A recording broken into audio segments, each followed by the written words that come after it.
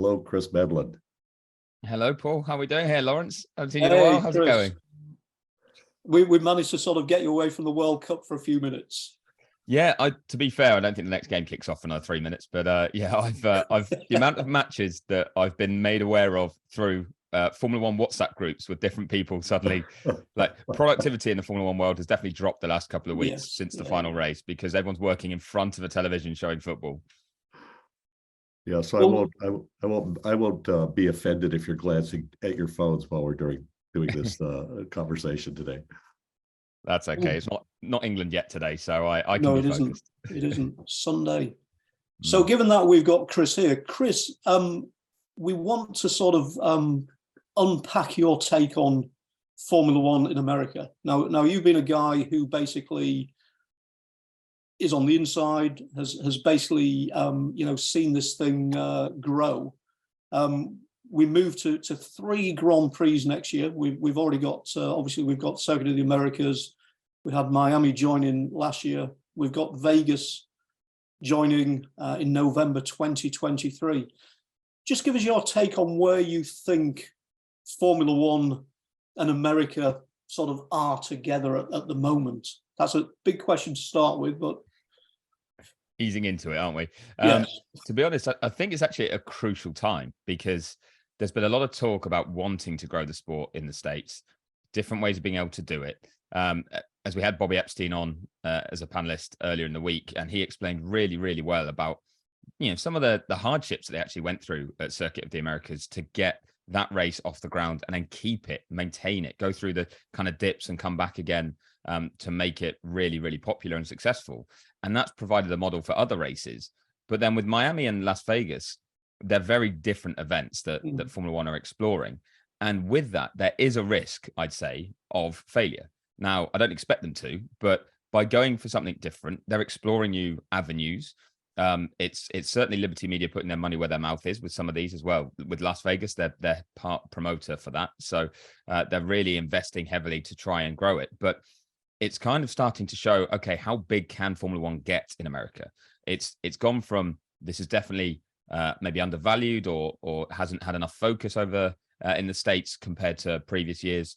So that's naturally been going quite well. But I think now we're getting to a step change where 3 races in one country, even somewhere as big as the United States, is a clear kind of marker in the sand of, okay, is that appetite there?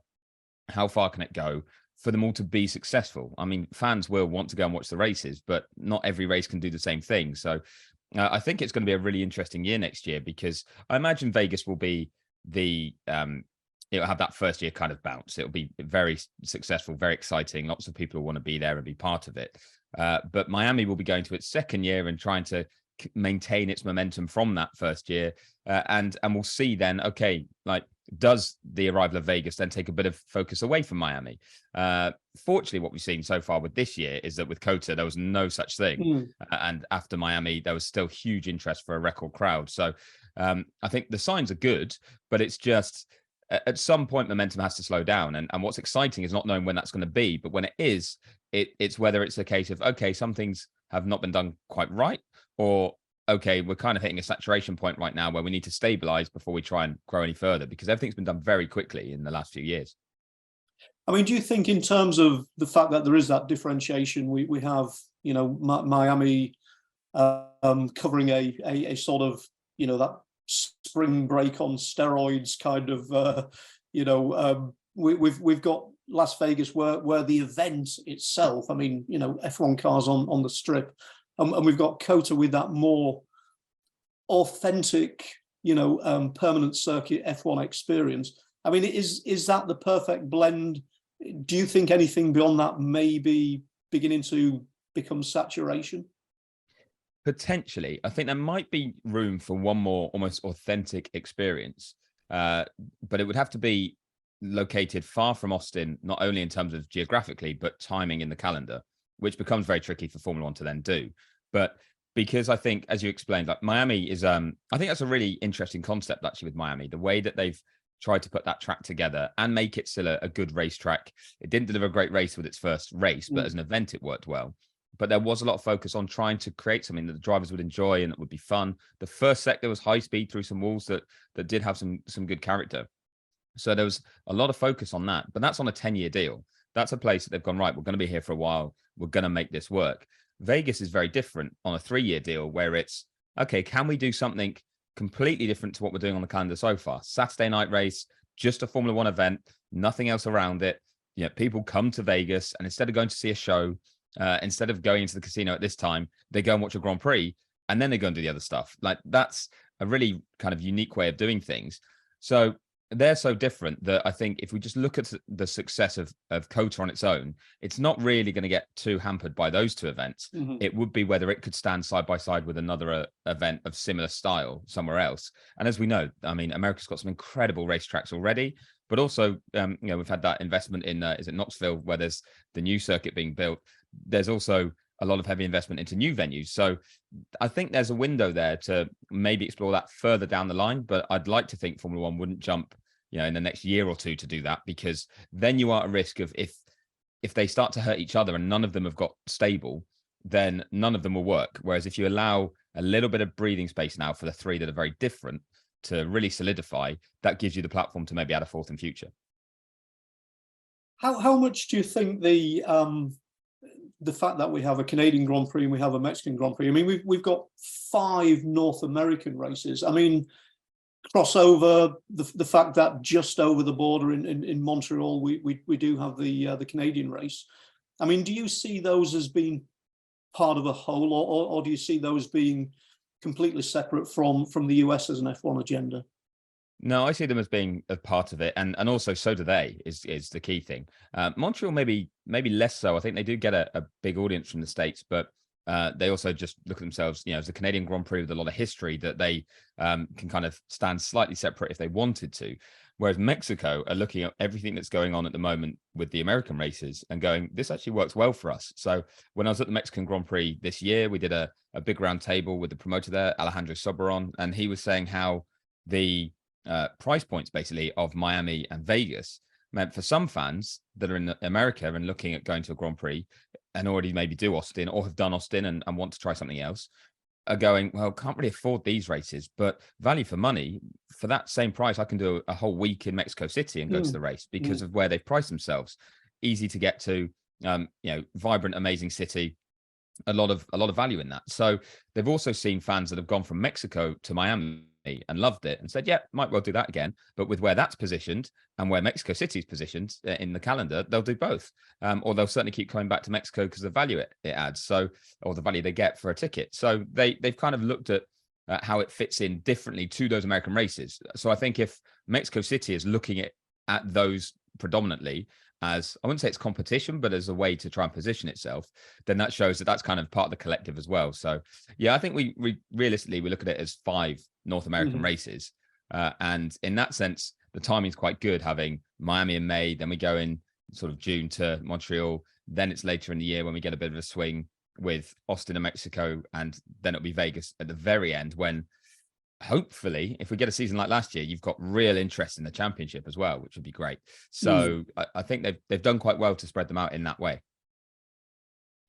Paul, you saw F1 in the 80s, basically, you know, showing up at some strange and unusual places in the States. I mean, you know, Dallas, for example, you know, an ostrich race attracting a larger crowd in Phoenix than the Grand Prix. I mean, Yes.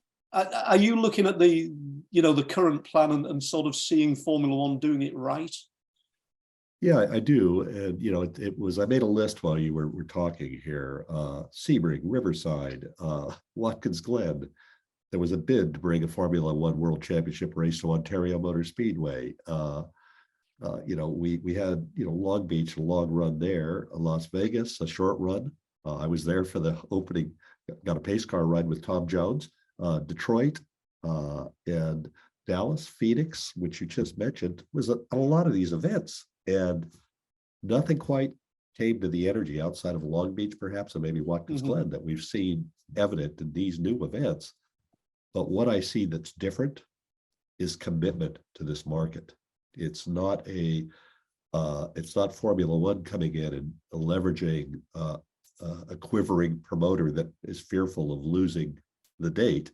They have an American company invested in this market that wants it to work, and the presence, the creation and demand that Liberty has really worked to make happen here makes this a very different environment.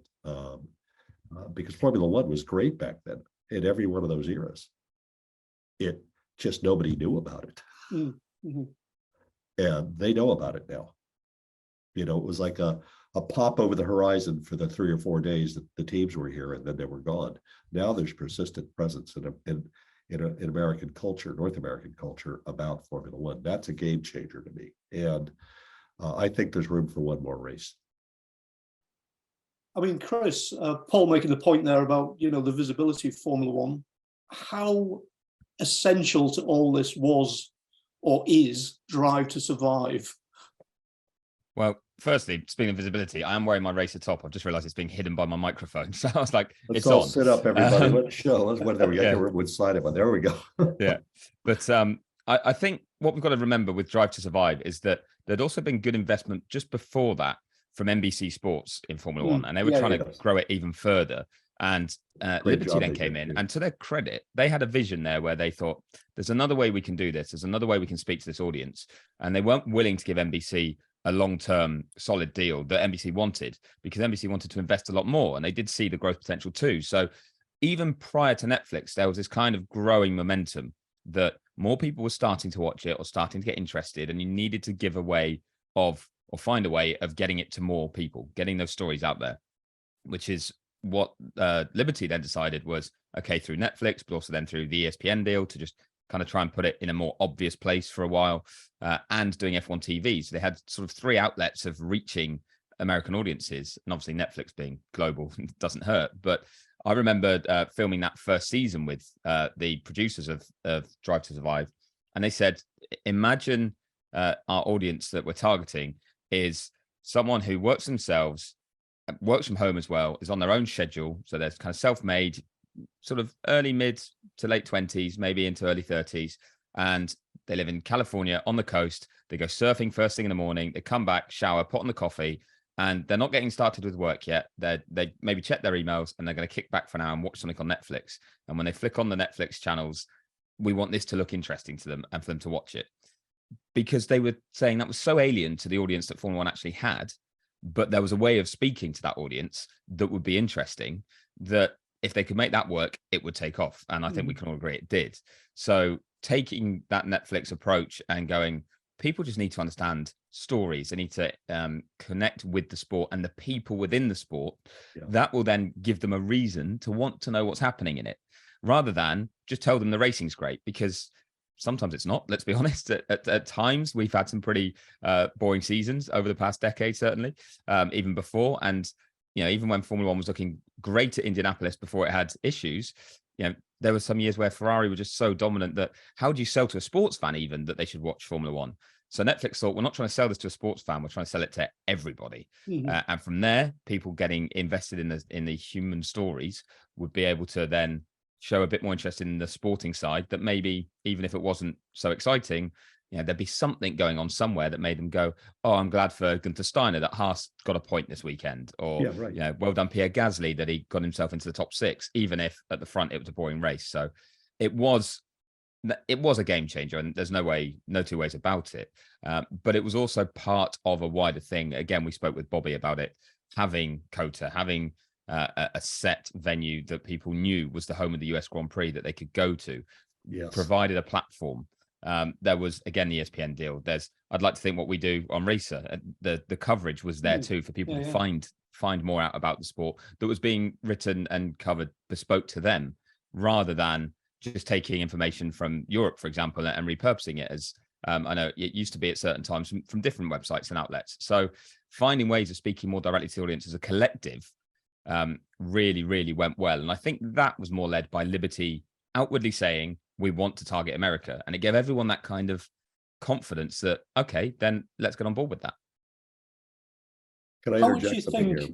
I just wanted to say something. Your work, Chris, has been really, I think, critical to us growing that Formula One audience. And thank you, Laurence, for what you've done with Racer in that regard too. Formula One passed NASCAR and IndyCar racing in page views in the fourth quarter of last year and in the first quarter of this year. Now it's a mix since then, but very much closer for all three series. IndyCar dominated for the better part of 10 years here on the metrics. And what's happened is our audience has gotten younger, gotten more female. We believe that's Formula One that's doing that, and your work is driving it. And our brand has always been synonymous with Formula One, thanks to the work that Laurence does. But the reality is, we see the result in the metrics of what we're doing. And I think to Chris's point as well about how Drive to Survive took it beyond, not just racing fans and not just sports fans, but into a way bigger potential pot. I was at my optometrist recently, and my optometrist actually said that she is now a huge Daniel Ricciardo fan, and that she's sad he's leaving Formula One. And this was basically, from being hooked on Drive to Survive. I don't know if she's kind of, as happy that he's basically third driver at Red Bull.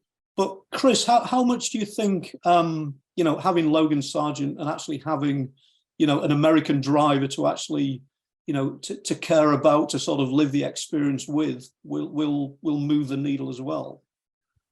What I actually think has been quite interesting about the Logan situation is that I don't think it's going to move the needle as much as people expected, but that's partly because it's already moving so much. Mm-hmm. Like it's been moved in recent years to a certain level where without that, then yes, he'd be kind of the focal point of an American driver. But now the knowledge is there within the American fan base of the limitations of driving for Williams, the fact that Logan's only had 1 year in Formula 2. So the expectations are pretty low. So I don't think actually anyone's going, wow, we've got to expect huge things from him. But they're also invested in other drivers too already. And they're going to be following his journey. But just stepping into F1, I think, is seen actually as a small step towards hopefully, getting a more competitive seat in future if he proves himself. So I think it's actually come with a bit less fanfare. I think we saw, again, in metrics, that there was more interest around would Colton Herta get a drive, or even Alex Palau doing the runs, or Pato O'Ward getting time with McLaren. Alex actually getting named as McLaren reserve for 2023 today, just about an hour ago. So all of that kind of link with IndyCar, that moved the needle a fair bit. With Logan, because he's been in the European ladder, people are still excited to see him doing it and will follow him and will get behind him. But I think there's less pressure on him in a sense that it's all on him now, because there's 3 races. There's we can call Haas an American team, but there's also interest as well from Andretti and has been to come on. There's so many other storylines around American aspects of Formula One that it's not just all on Logan. So I think that's actually probably a positive for him as well. Just relieves that pressure a little bit. And certainly if he can do a good job, then that momentum will build for him. And I think another thing we can see is he was lined up originally to do 2 years with Carlin in Formula 2 and then step up to Formula 1 with Williams. That was their ideal plan. And the fact that they've accelerated it slightly, partly is because he performed so well certainly in the middle of his rookie season. It was tough at the start of the year because it was circuits he didn't know, or ones that had very little room for error, and he's trying to get up to speed in Formula 2 against some experienced guys. But once he got to tracks he knew, and Trevor Carlin did say this to me, he expected him to be strong, and he was right there. And then he got a few wins, almost got into the title fight, but Felipe Drugovich, to his credit, with his experience, just kind of pulled clear quite easily. But he did that at just the right time that showed when there's an opportunity in F1, you're delivering in F2 and putting yourself up for promotion. But it also showed that F1 teams wanted to be first to get an American driver in. That if we look at what Red Bull were trying to do with Colton Herta, that there was a real clamor to get an American driver in. And I think partly because they think it's not just for one season, it's long term. As the sport grows, it'll be great for fans to be able to get behind one of their own. So I think there's a patience there that he doesn't have to smash it out the park in his first season, but we will see over a few years that kind of growth continue. Chris, you mentioned Colton Herta. Your take on super licenses and super license points. I mean, in IndyCar not qualifying for for a super license, surely that's somewhat wide of the mark. Yeah, it's a long way off. I mean, we've got to kind of make sure we're clear about it. In that, in IndyCar, if you win the championship, you automatically get a super license. That's done. But the top 3 positions pay pretty well in super license points, but second and third still don't guarantee you one. Mhm. Whereas in Formula 2, the top 3 are guaranteed one, and then there's still good points for 4th, 5th, 6th, 7th. And I think it's with IndyCar, once you get to about 4th in the championship or 5th in the championship, it's akin on super license points to finishing in the same position in Formula Regional. Now, and we're even talking Formula Regional Americas. You know, it's not like an American thing that's means that it's being unfairly weighted. It's almost an IndyCar thing because it's not part of the FIA umbrella or of their own controlled ladder. So they want to send drivers a certain route to prepare them for Formula One and to kind of help their own teams in those championships be sustainable and successful. Now, I think what the Colton Herta situation showed up was the problem with the super license, in that it hadn't been looked at well enough that IndyCar is not a finishing school. It's not like Formula 2. It's not preparing drivers for Formula 1. It's its own top level category that people aspire to be in and will stay in for a long time. And you have hugely experienced, successful drivers. So when you have that higher level of driver that are there for so long, if for Colton's example, you know, he finished, I believe, 10th or 9th this season in the championship. Yeah, it wasn't a great one. But he still had some wins. He still had those performances that made you go, yeah, he's a special talent. But yeah, that barely paid him any super license points, having already had plenty of top 10 finishes. Pato similarly, with not having, he had, I think, a 3rd, a 5th, and a 7th that didn't quite add up. And that's where I think Formula One realized, okay, maybe that's a bit wrong, but it's not just Formula One's call, it's the FIA's call with the super license. So I know Zach Brown's been pushing hard for it, but I know a lot of team principals have kind of gone, it's kind of fair enough that there's some high quality drivers that don't get rewarded for very good seasons, sometimes in not that competitive machinery. And because it's almost being looked at in the same way we look at feeder series, that's why it's not weighted properly. So they need to find a balance, because you also then don't want, and I think it'd be to IndyCar's detriment as well, drivers that would be going into Formula 2 and are still climbing the ladder, going into IndyCar just to get the super license points because they feel a seat maybe is more affordable and maybe there's some marketing value to it or something like that. It needs to be that it still protects IndyCar's position as an elite series rather than makes it look like a feeder series. That's a very good point. That's a very good point. Yeah, I hadn't looked at it that way. That's great. Chris, since we've got you here, couple of things beyond the US orbit. Question from Frank Harold. Will Ross Brawn return to Ferrari?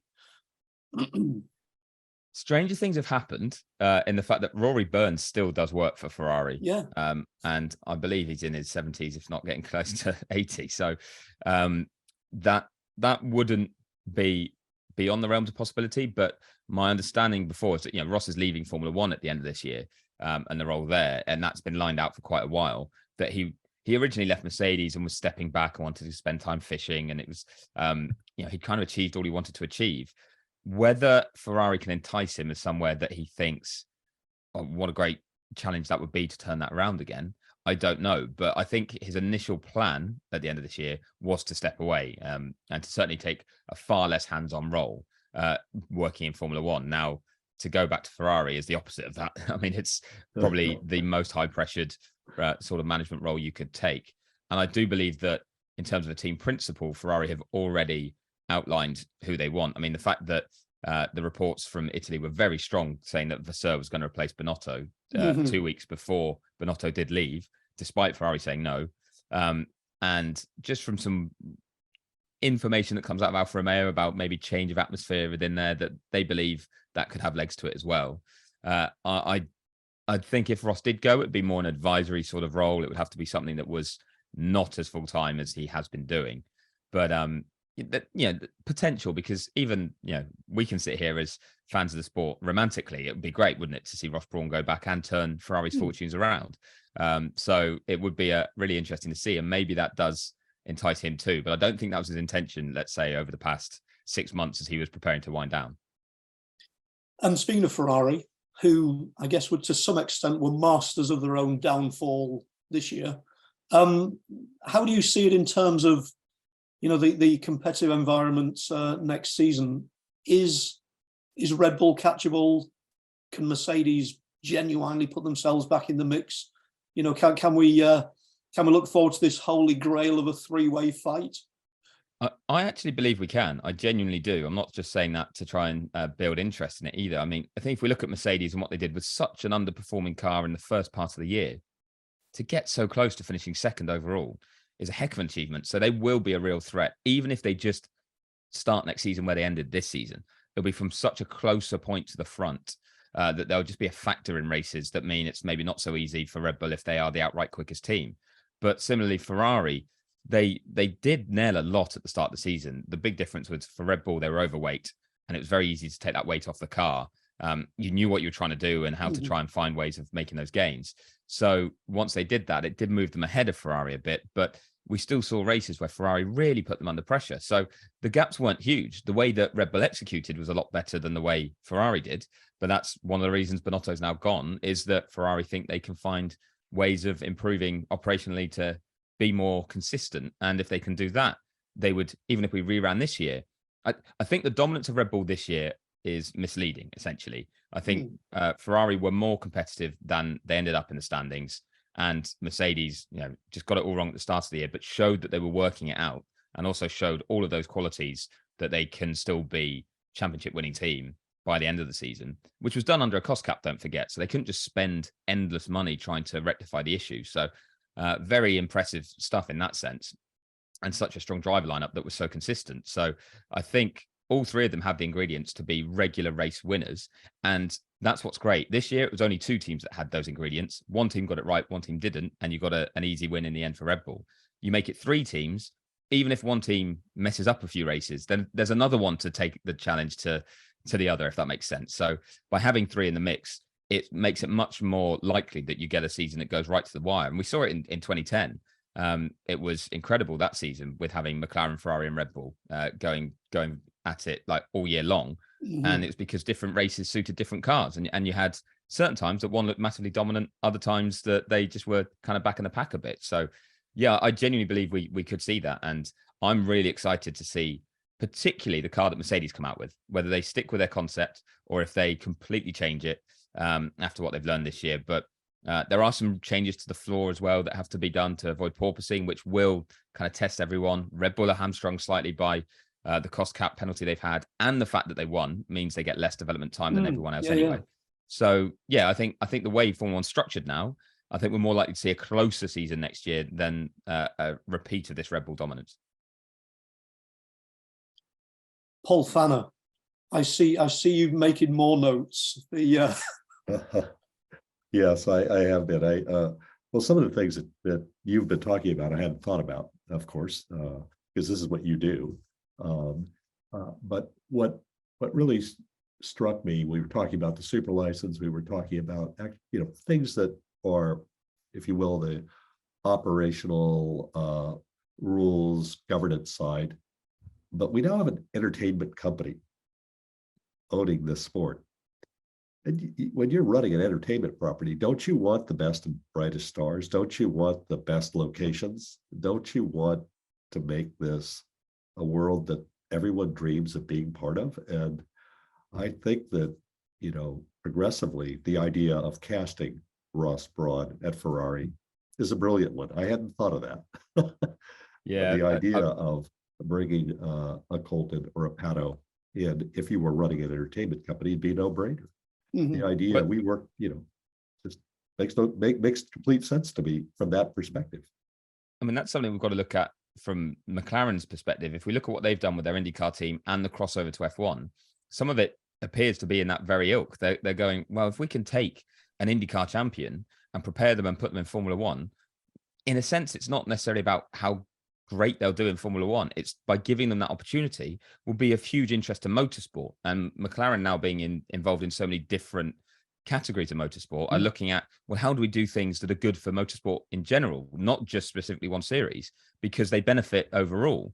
And not every team gets the luxury of doing that based on where they're racing. But we could well see it with Ferrari now coming into LMDH and having that kind of sports car like top level Yes. Le Mans return as well, is going to give other avenues for certain crossovers that are going to be so exciting. Fernando Alonso was told he always had a seat in an Alpine for that very reason when he wanted to leave F1 and then decided to go to Aston Martin. But you're starting to see, I think, Formula One understand, or certain areas of Formula One understand its place in the wider motorsport ecosystem, which is also helping it and strengthening it. And to your point earlier, Paul, there was an attitude of arrogance really at times in the past where Formula One would show up, think it was the top level, and therefore everyone would kind of step aside for them, but also that they would just plug in their product, play it out at whichever venue they were at, and then leave. And it was on the promoter to try and make that interesting. Now they work hand in hand to try and make it work and try and help activate in each area. So I think we've seen a real shift in that way, and that's been very positive and bodes well for the future. Yes, that is a very positive shift and encouraging for those of us who follow and love Formula One. And just before we wrap, actually, I've seen a couple of questions that have come in that I wanted to answer, if that's all right, Laurence. I can see you reading You them. certainly can, Chris. Of So course. one was from Phil Nellis. He says, what do you know about the new F1 Academy promoter and where the drivers will come from? So the F1 Academy is an umbrella term, but it's at the moment targeting Formula 4 level female drivers. So stepping out of karting. So right now, none of them have been picked as such. They will be chosen by the teams themselves.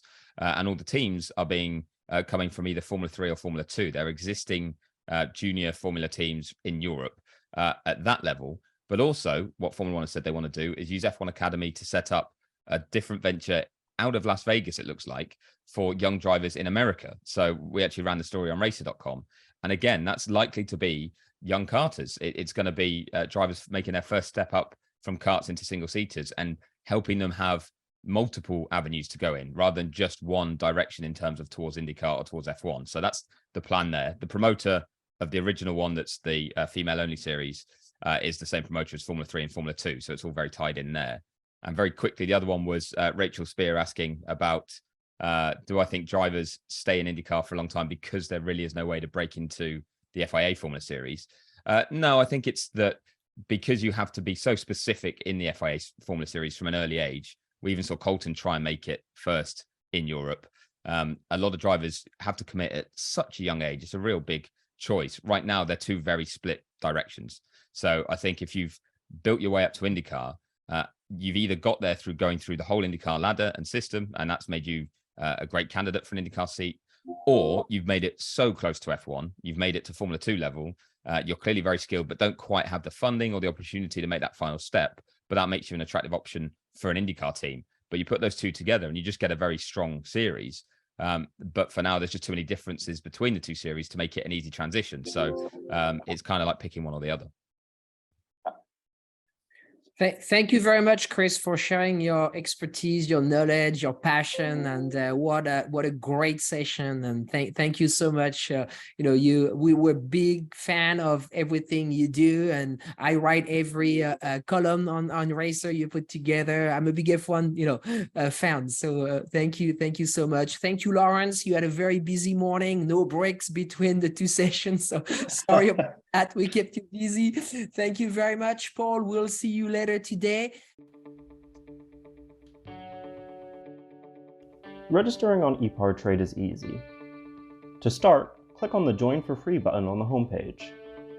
First, search your company to see if it's already in our database. If you see your company on the list, click on it to select it. Then, choose Claim Company if you are one of the decision makers, an owner, marketing person, or main company contact. Or choose Join Company if you are an employee, and press Continue. If you couldn't find your company in our database, select Register a New Company. On the following page, fill out your name, email, phone number, job title, and choose a secure password. If you chose Register a New Company, you'll need to choose your business type. Select Supplier if you're looking to display products or services and connect with buyers. Choose Racing Business if you're looking to source new parts and connect with suppliers. Choose Race Team if you own or are a member of a professional race team. Then, enter your company name.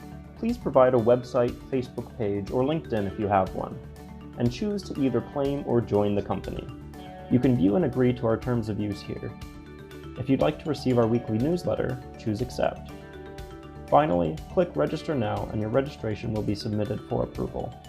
An email will be sent to your inbox. Please confirm your email address and you will be approved shortly.